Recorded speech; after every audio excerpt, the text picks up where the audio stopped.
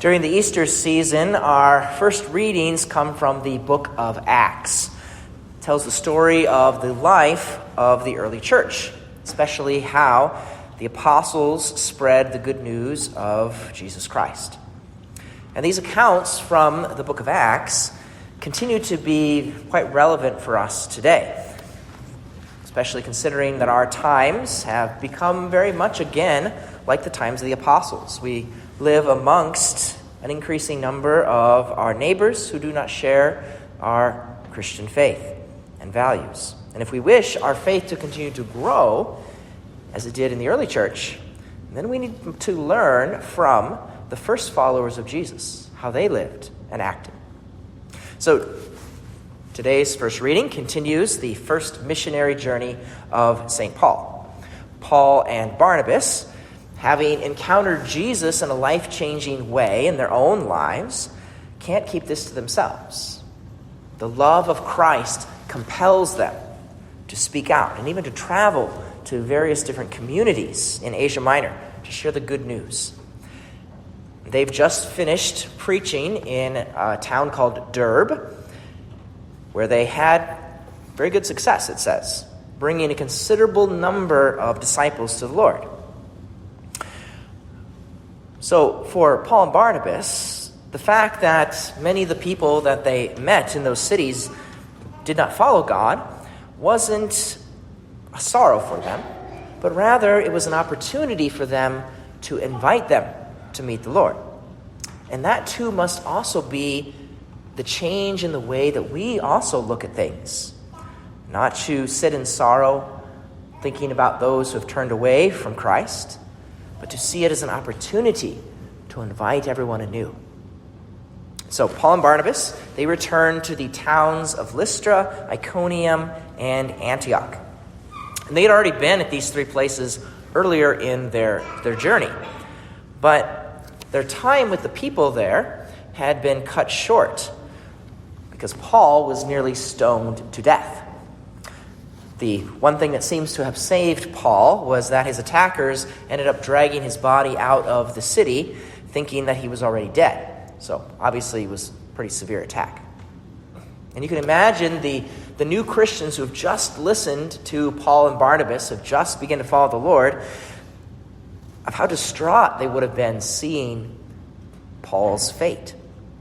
And feeling, I'm sure, very alone at that point, isolated from their connection to the greater church now. And we might have the same kind of feelings, or similar kind of feeling of discouragement as we talk more about the pastoral planning things, the decline that we see in our area of population, fewer people going to Mass, fewer priests to serve our parishes. So we might experience something of the same kind of feeling down. And so when Paul and Barnabas then return to these communities, they come to strengthen their spirits, the spirits of those disciples that have now begun to live there. And so they do this in this way. They says it's necessary for us to undergo many hardships to enter the kingdom of God. And so they explain the situation of struggling and suffering, that it's by no means a sign that God is absent or that he's abandoned us. No, actually, it's quite the opposite. They say it's necessary that we undergo hardships as Christians.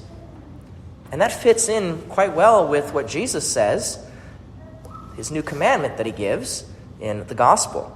Love one another. As I have loved you, so you also should love one another. So in saying that, he's telling us that to be Christians, we need to imitate his love. And how did Jesus love? Well, he died for us. And that means that in order for us to love following his love, we too must undergo hardships, undergo the cross. We are not Christians so that we can be comfortable. It's not what it's about. No, Jesus says, others will know that we are his disciples if we love one another, a love that's modeled after Jesus' love. That's self-sacrificial. So Paul and Barnabas, in returning to these cities, are trying to bring meaning to the difficulties that we undergo. And we need to do the same thing, also bring meaning. Thinking in terms of the pastoral planning realities that could bring sorrow, and thinking about the changes that it will entail for the way our parishes will live in the future, we need to give a greater meaning to that, just like Paul and Barnabas. That we're being called, just like they called the people, to an outward kind of love, rather than being so focused on just maintaining ourselves and our own parishes, that we must become missionaries like Paul and Barnabas and like the early Christians. So after strengthening the people, Paul and Barnabas, they need to go and move on to the next communities. And so they end up appointing, they say elders or presbyters, the priests, to provide the sacraments for those communities. But notice in this, the church is not primarily those priests, those presbyters. Sometimes in our own past, we may have been tempted to think that the priests were the main part of the church. Well, no. Rather, the church is the entirety, not just her ordained ministers, but all of you. Each one of us, the lay faithful. It's the responsibility of us all to do as the psalm says, "Let them discourse of the glory of your kingdom and speak of your might, O Lord." So we can ask ourselves, do we do that, what the psalm says? Do we discourse of God's kingdom? Do we speak of God's might?